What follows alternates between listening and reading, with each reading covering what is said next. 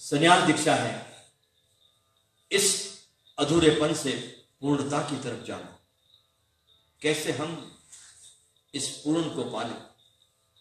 तो सद्गुरु का स्थान मनुष्य के जीवन में बहुत बड़ा है, इतना बड़ा है कि कल्पना करनी भी मुश्किल है। जैसे मैंने कहा कि पशुओं के पास बहुत सीमित मात्रा में बुद्धि होती है सीखने की, बहुत लिमिटेड, उससे आगे वो सीखते नहीं।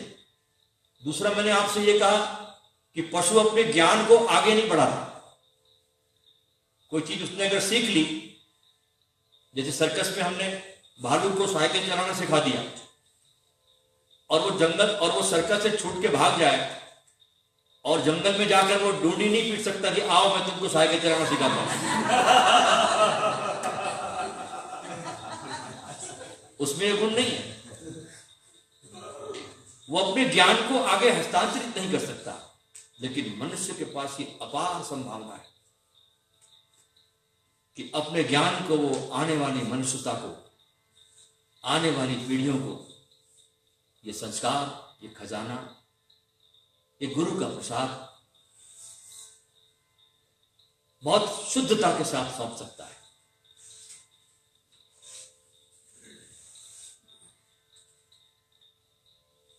गुरु भक्ति योग बहुत बड़ा योग है और गुरु और शिष्य का संबंध अतिशय प्रेम का संबंध है। कभी कभी तो सैकड़ों, कई साल लग जाते गुरु के पास रहते रहते, कुछ नहीं होता, और कभी कभी एक निगाह में ही शिष्य जल जाता है। सब कुछ निर्भर करता है शिष्य पर। गुरु मात्र एक उपस्थिति है, ध्यान रखना। गुरु के पास कुछ भी काम कर्म करने का भाव नहीं है। गुरु तो बिल्कुल खाली हो गया है, टोटल खाली हो गया है, उपस्थित है, कोई सीमा नहीं है, असीम हो गया है। सारी तैयारी शिष्य को करनी होती है, सारी की सारी तैयारी, सारा का सारा उपाय, उपक्रम, साधना, तप शिष्य की तरफ से। और तप एक ही है कि गुरु के द्वारा स्वीकृत हो जाऊं, बस। अमीर खुसरो जब सिर्फ 8 साल का था, अगर कोई गुरु शिष्य की मिसाल देनी हो धरती पर, तो अमीर और निजामुद्दीन इसकी मिसाल सबसे सुंदर लगती है मुझे। अमीर खुसरो जब 8 वर्ष के थे, 8 वर्ष की अवस्था से ही शेरो शायरी लिखना शुरू कर दिया था, छोटा बच्चा। लेकिन बचपन से ही बच्चा समझ में आ जाता है कि नटवर लाल बनेगा या बुद्ध बनेगा, क्या बीज लेकर आया। शायरी करते थे इबादत की। उसके जो पिता थे वे अक्सर अपने मुर्शिद निजामुद्दीन से मिलने जाते थे, और निजामुद्दीन अपने ढंग का फकीर था। दिल्ली में बाहर कई खंडर में, बहुत बड़े बड़े खंडर दिल्ली में हैं, पहले बहुत ज्यादा थे, किसी खंडर में एकांत में निवास करता, किसी से मिलता भी नहीं था। उसकी मर्जी होती तो मिलता, नहीं तो नहीं मिलता। लेकिन पिता इनके पास अक्सर जाते थे, अमीर के। एक दिन पुत्र ने अपने पिता से कहा कि आप जा रहे हो बाबा से मिलने के लिए, मुझे भी ले चलो। पिता कहते बेटा वो मिलते नहीं है। बोले ले तो चलो। गया अमीर अपने पिता के साथ अपने गुरु के द्वार पर। पिता अंदर मिलने गए और पिता ने प्रार्थना की मुर्शिद से, सदगुरु से, कि मेरा छोटा बेटा आया है 8 वर्ष का, आपको उसको आपसे मिलाने ले आऊं? मना कर दिया। बोले नहीं, मैं नहीं मिलता। पिता ने आगे बाहर अमीर को खबर करी, सूचना दी, ऐसा बोला है। अमीर खुसरो ने कागज उठाया और 4 लाइन शेर की लिखी अपने हृदय के भाव को, और कहा कि एक काम करो, ये मेरे उन तक पहुंचा दो। जैसे ही प्रेम की पाती पहुंची गुरु के पास, निजामुद्दीन ने कहा कि जल्दी उसको मेरे पास लाओ, और उठाकर गले से लगा लिया और पिता को कहा कि तुम बाहर निकल जाओ।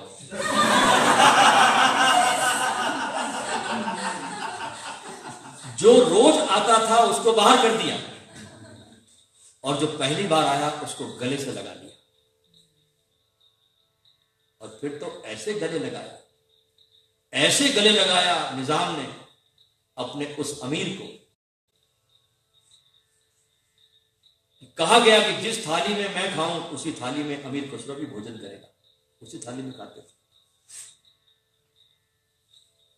जहां पर मैं दफनाया जाऊं, मेरी कब्र बने, उसी के पास इसकी भी कब्र बननी चाहिए। और वे तो एक वसीयत भी कर गए, ये डॉक्यूमेंट्स है उनका, एक वसीयत भी कर गए हैं निजामुद्दीन कि आने वाले समय में अगर शरीयत में कोई संशोधन हो तो अमीर को भी मेरे साथ ही दफनाना, और जिस कमरे में मैं सोऊं उसी कमरे में अमीर भी सोएगा। तुम अकेले ही गुरु को प्रेम नहीं करते, तुम 10 कदम चलते हो, गुरु तुम्हारी तरफ हजारों कदम चलता है, हजारों कदम चलता है, क्योंकि गुरु तो सिर्फ प्रेम ही है और कुछ नहीं है। उसकी उपस्थिति एक प्रेमपूर्ण उपस्थिति है। एक दिन का वाकया है,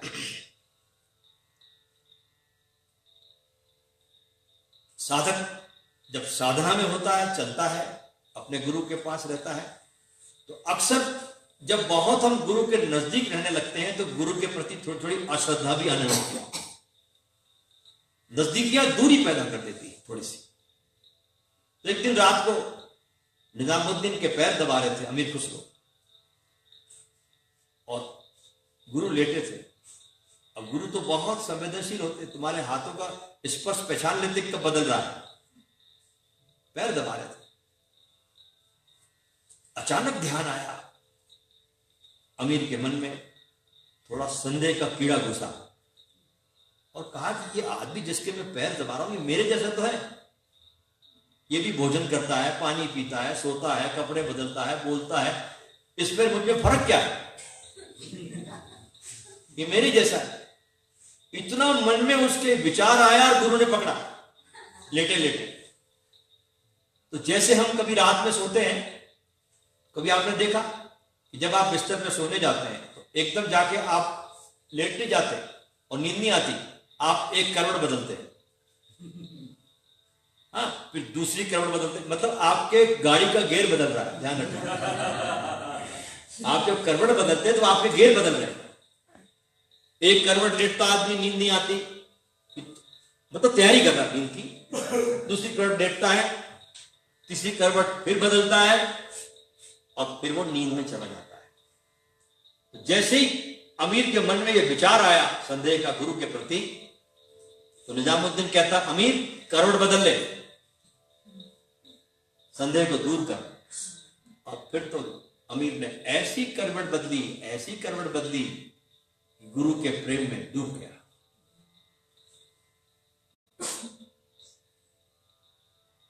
गुरु और शिष्य का संबंध दोस्तों अतिशय प्रेम का संबंध है। गुरु और शिष्य की जब सघनता होती है, अतिशय प्रेम में डूब जाते हैं दोनों, तो न तो फिर गुरु बसता है और न शिष्य बसता है, एक ही बसता है जिसमें से उसके स्वर बसते हैं। ये आकारों का फर्क है और कुछ नहीं।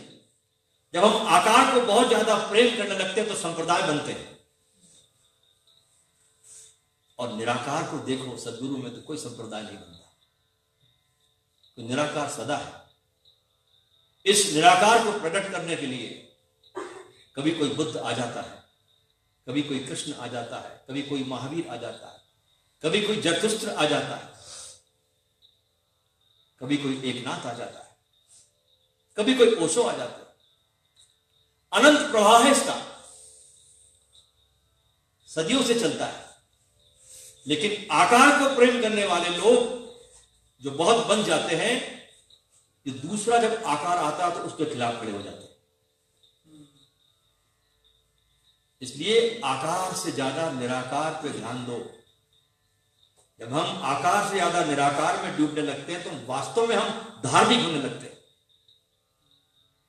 आकार में बंधा हुआ व्यक्ति सांप्रदायिक हो जाता है और आकार से निराकार की तरफ चलने वाला व्यक्ति धार्मिक होता है।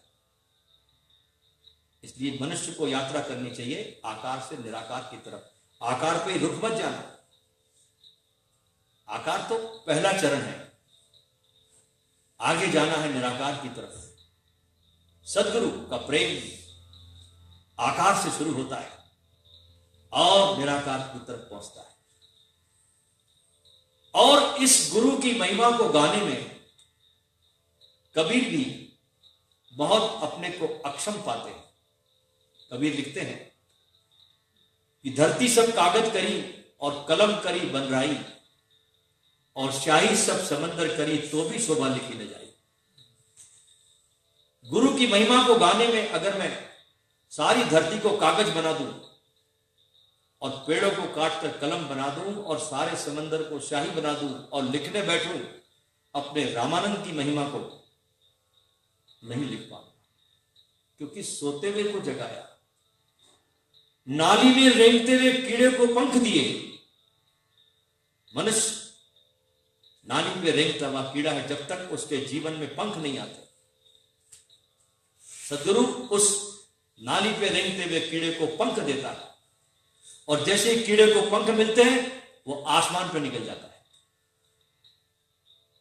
इसलिए सद्गुरु का स्थान बहुत ऊंचा है और ये प्रेम इतना गहन है, इतना गहन है कि अतिशय प्रेम की अवस्था में ही सद्गुरु से संबंध बनता है, ऊपर ऊपर नहीं बनता। और बहुत गहनतम प्रेम की अवस्था में सत्य आप तक पहुंचता है। गुरु देता नहीं, ख्याल रखना, पहुंचता है। उसमें देने का भाव नहीं, इतना भी भाव नहीं देने का। लेकिन आप जब प्रेम में होते हो गुरु के, सद्गुरु के, आप इतने रिसेप्टिव हो जाते हैं कि आप तक सत्य पहुंचता है। न उधर कोई देने वाला है न इधर कोई लेने वाला है। ये तो घटना ऐसे घटती है और उस अवस्था में जो सद्गुरु कहता है वो तुम्हारे रोम रोम में व्याप्त होने लगता है और सत्य सदा ही ऐसी अवस्था में सुना जाता है। सद्गुरु का काम होता है कि ऐसे कुछ प्रेमियों को इकट्ठा किया जाए। ओशो ने कितनी मेहनत करके देखिए, 35 वर्ष पूरे भारत में घूम करके कितनी असुविधा में घूमते थे। बैलगाड़ी तक में गए बैठ के, गांव गांव प्रवचन करने शुरुआत के दिनों में। 35 वर्ष पूरे भारत में घूमते रहे। किस लिए घूमते रहे? अपने लोगों की तलाश में, जिनसे सत्य की बात कही जा सके, जिसको सुनाई जा सके। क्योंकि लोग कान होते हुए भी बहरे हैं, आंख होते हुए भी अंधे हैं, हृदय होते हुए भी हृदयहीन है लोग। तो यहां किया लोगों को बहुत कठिन काम होता है, ध्यान रखना।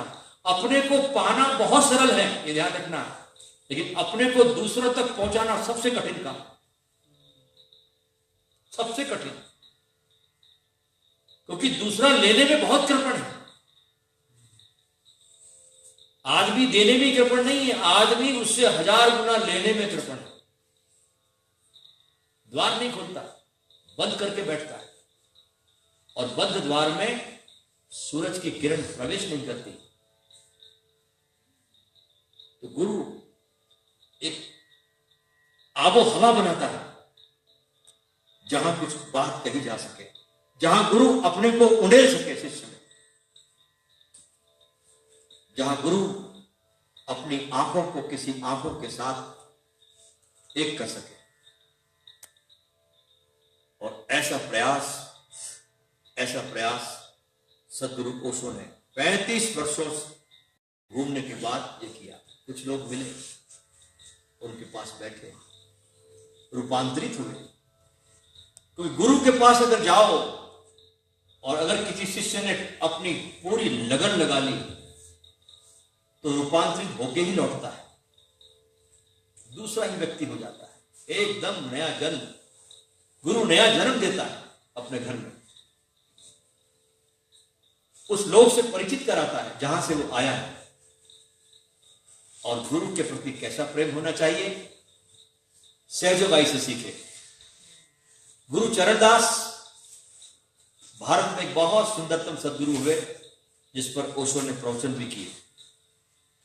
और उनकी दो शिष्याएं थी, एक का नाम था सहजोबाई और दूसरी का नाम था दयाबाई। चरणदास का दीपक जला, उनके गुरु थे सुखदेव मुनि। सुखदेव मुनि से दीक्षा लेने के बाद जब उनका दीपक जला तो 12 वर्षों तक चरणदास दिल्ली के आसपास जंगलों में अज्ञातवास में चले गए। उनका कोई इतिहास नहीं मिलता उसके बाद का। 12 साल के बाद प्रकट होते हैं, अपने को पूरी तरह से शुद्ध करके। क्योंकि साधना में कुछ भी करो थोड़ी बहुत अशुद्धियां बनी ही रहती है।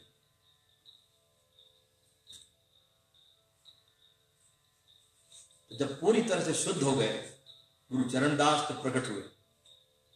और दो शिष्याएं उनकी महत्वपूर्ण थी, सहजो और दया। सहजो राजस्थान से आती थी और दयाबाई उनके खुद जो छोटा भाई था केशवदास उसकी लड़की थी। जब भी सहजो आती राजस्थान से अपने गुरु के द्वार पे, और जामा मस्जिद दिल्ली के पास रहते थे चरणदास, आती निवेदन करती अपने गुरु के चरणों में कि गुरु जी कभी मेरी कुटिया में आप पधारिए, कभी अपने चरणों को मेरी कुटिया में रखिए प्रभु, आपकी प्रतीक्षा करती हूं, कब आओगे मेरे कुटिया में, आप प्रतीक्षा करती हूं, राह देखती हूं, हर पल पर आहट आती आपकी, इतनी प्रतीक्षा कर रही हूं आपकी, कभी पधारो। बार बार निवेदन करती, जब भी आती यही निवेदन करती अपने गुरु के पास, और कोई कामना नहीं। रोम रोम से जब शिष्य के मन में अपने गुरु के प्रति ही कामना हो, उससे बड़ा और क्या सौगात हो सकता है शिष्य के जीवन में। बार बार के निवेदन पर एक दिन गुरु चरणदास ने कह दिया कि सहजो प्रतीक्षा करना, मैं आऊंगा। इतना सुनना था कि सहजो बहुत झूम उठी, भीतर खुशी की झंकार बढ़ने लगी और उस दिन की प्रतीक्षा करने लगी जब सदगुरु उसके कुटिया में आएंगे। सदगुरु उसकी कुटिया में आएंगे तो उनको बैठाने के लिए अपने प्रेमपूर्ण हाथों से सहजो ने आसन बुनना शुरू किया अपने हाथ से, जैसे कभी चादर बुनते थे ना, झीनी झीनी रे चदरिया। और एक बात का ध्यान रखें आप, जितना मोटा सूत निकालना हो ना उतना कम होश लगता है, और जितना महीन सूत निकालना होता है उतना ज्यादा होश लगता है। तो कबीर जब कहते हैं ना कि झीनी झीनी रे चदरिया, मैंने बहुत होश से बनाई, मैंने अपने प्रेमपूर्ण हाथों से आसन को बनाना शुरू किया भाई सहजो ने अपने गुरु को बिठाने के लिए। और बहुत बड़ा चमत्कार होता है जब आसन बन के तैयार हो जाता है तो एक दिन क्या देखती है कि सुबह का वक्त है, भगवान सूर्य नारायण भास्कर अभी आकाश में उदय हुए हैं, कुछ कुछ धरती पे अंधेरा है, कुछ कुछ हल्की सी रोशनी है।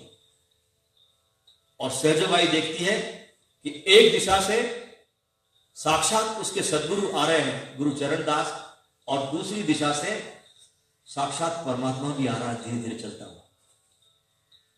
बहुत आहिस्ता आहिस्ता आहिस्ता दोनों चलते हुए, परमात्मा भी और सदगुरु भी दोनों चलते चलते आकर धीरे धीरे सहजोबाई के सामने खड़े हो गए। अब मुश्किल हो गई क्योंकि बैठने के लिए आसन एक ही है और उम्मीदवार दो आ गए, और आसन एक है। गर्मी का समय था, राजस्थान की गर्मी बहुत होती है, 48-50 डिग्री टेम्परेचर जाता है। पास ही पंखी पड़ी थी हवा की, उठाई बाई सहजों ने और परमात्मा के हाथ में थमाई और कहा कि प्रभु, मेरे सद्गुरु बार बार के निवेदन पे मेरी कुटिया में पहली बार आए, ये पंखा पकड़ो और मेरे गुरु को पंखा जलाओ। परमात्मा को भी गुरु की सेवा में लगा दिया।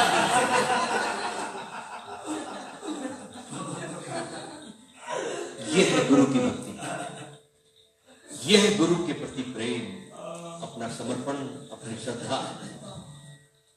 कि संसार की दौलत तो क्या, परमात्मा को भी दांव पे लगा दी।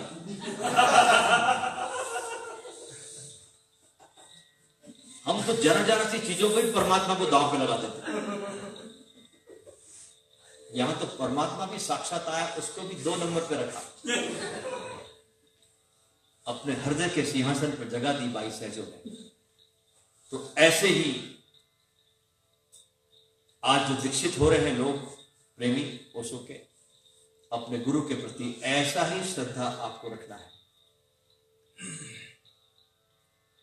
और ओशो की दीक्षा बहुत सरल है और ओशो ने कोई भी शर्त नहीं रखी इस दीक्षा में। एक ही शर्त रखी है, वो कहा है कि 24 घंटे में 1 घंटा अपने स्वयं को देना, बस। ये उनकी गुरु दक्षिणा है। देखिए, कान फूंकने वाले गुरु तो दुनिया में बहुत मिलते हैं, लेकिन प्राण फूंकने वाले कोई मिलते हैं। जो आपके प्राणों को फूंक दे, आपके प्राणों में जो प्रेरणा दे दे, आपको जीवित कर दे। और दुनिया में जो महानतम लोग हुए हैं, चाहे सिकंदर हुआ हो, चाहे शिवाजी हुआ हो, कोई भी हुआ हो, चाहे भगवान हनुमान भी हुए हो। अब आप देखिए, किष्किंधा की गुफा में बैठे हुए हनुमान एक साधारण बंदर थे, लेकिन जैसे ही राम का उनके जीवन में आगमन होता है, हनुमान अतीन्द्रिय शक्तियों से भर जाता है। ऐसे शिवाजी के जीवन में भी समर्थ गुरु रामदास का जब प्रवेश होता है तो शिवा का भी जन्म होता है। सिकंदर के भी जीवन में जब अरस्तु आता है तो उसका जीवन बिल्कुल दूसरे दिशा पे चला जाता है। तो गुरु के आगमन के साथ ही जीवन शुरू होता है। तो एक ध्यान आपको रोज 1 घंटा अपने साथ बैठना है, बस। कोई भी ध्यान की विधि जो हमने यहां पर कराई इन 3 दिनों में, इसमें से कोई भी विधि जो आपको अच्छी लगे, अच्छी का मतलब कि जिस विधि को करने से आप सहजता से पिघलने लगो, मिटने लगो, याद रखना। जिस विधि के करने से आप सहजता से बहने लगो, मिटने लगो, फना होने लगो, खोने लगो, समझना वो विधि आपके लिए है। तो विधियों को बदलना नहीं फैशन की तरह। हम बड़े फैशनेबल हो गए ध्यान के अंदर भी, ध्यान में भी फैशन घुस गया और व्यापारी ध्यान का माल बेच रहे हैं, दुकानें खोल के बैठे हुए।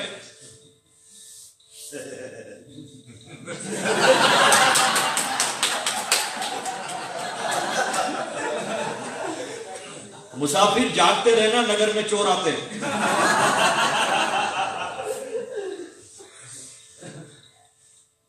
फिर कोई विधि पकड़ लेना सहजता से और एक ही विधि में खुदाई करना, बदलना नहीं। जैसे एक ही जगह में खुदाई करें तो पानी निकल जाता है। आपने आज एक फुट खोदा, दूसरी विधि पकड़ ली, वहां 2 फुट खोदा, तीसरी पकड़ ली, फिर 3 फुट खोदा, फिर 4 फुट खोदा, कहीं पानी नहीं निकलता और पूरा जीवन खराब हो जाता है। आदमी विक्षिप्त हो जाता है, क्या करना, ये करूं कि ये करूं, ये करूं कि वो करूं। सहजता से साधो सहज समाधि भली। सहजता से जो भी आपको इन दिनों में जो हमने करवाया, या छोटी छोटी विधियां करवाई, हेडलेस मेडिटेशन करवाया, बुद्ध परिकल्पना कराया, स्वामी जी ने डायनेमिक कराया, कुंडलनी कराया, शाम को संध्या दर्शन करवाया, कीर्तन ध्यान करवाया, विपस्सना करवाई, जो भी आपको सूट करता हो, जिसके बैठने से आप सहज रूप से खोने लगते हैं, बस ये समझना कसौटी कि किस ध्यान की विधि से मैं नाक को छोड़ने लगता हूं, मैं खोने लगता हूं। मैं डूबने लगता हूं, वो विधि आपके लिए सहजता से उसको पकड़ लेना और उस पर श्रम करना, और धीरे धीरे गुरु के आशीर्वाद से आप एक दिन पूरी तरह से खो जाओगे, और जिस दिन तुम खो जाओगे सद्गुरु तुम में प्रवेश कर लेगा। उसको जगह देनी पड़ती है, उसको जगह दो। सद्गुरु को अपने प्राणों में प्रवेश करने के लिए स्थान दो, और स्थान है हमारा खो जाना। जैसे हम खो देते हैं, सद्गुरु प्रवेश कर लेते हैं। तो 1 घंटा ध्यान करना, और जब भी संभव हो, आपको लगे कि संसार में कार्य करते करते करते मेरी बैटरी थोड़ी डिस्चार्ज हो गई है, तो शिविरों में आना। ये शिविर बने इसलिए, ख्याल रखना, ये शिविर 2 लोगों के लिए बने। एक कि जो नया जनमानस सद्गुरु से जुड़ रहा है, किताबों के द्वारा, व्हाट्सएप के द्वारा, फेसबुक के द्वारा, जो नए बच्चे पढ़ते हैं गुरु को, वे कुछ जानना चाहते हैं कि असली चीज क्या है। और उन नए बच्चों के मन में कुछ दुष्प्रचार भी है माइंड में। जब बच्चे जब पढ़ के ओशो को शिविर में आते हैं तो दुष्प्रचार खत्म हो जाता है, और यहां से एक जीवंत संदेश मिलता है। शिष्यों के द्वारा गुरु पहचाना जाता है, ध्यान रखना। इसलिए अपने आचरण से ऐसा कोई भी कार्य नहीं करना जो गुरु के चादर पर दाग लगाता हो।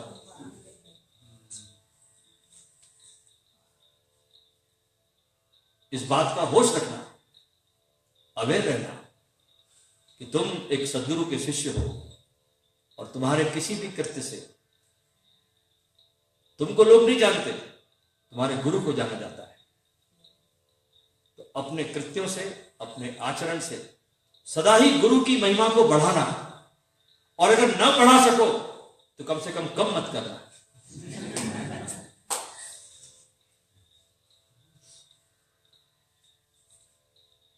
क्योंकि अगर आपने ऐसा कुछ काम किया तो बहुत बड़ा दोष लग जाता है, ध्यान रखना,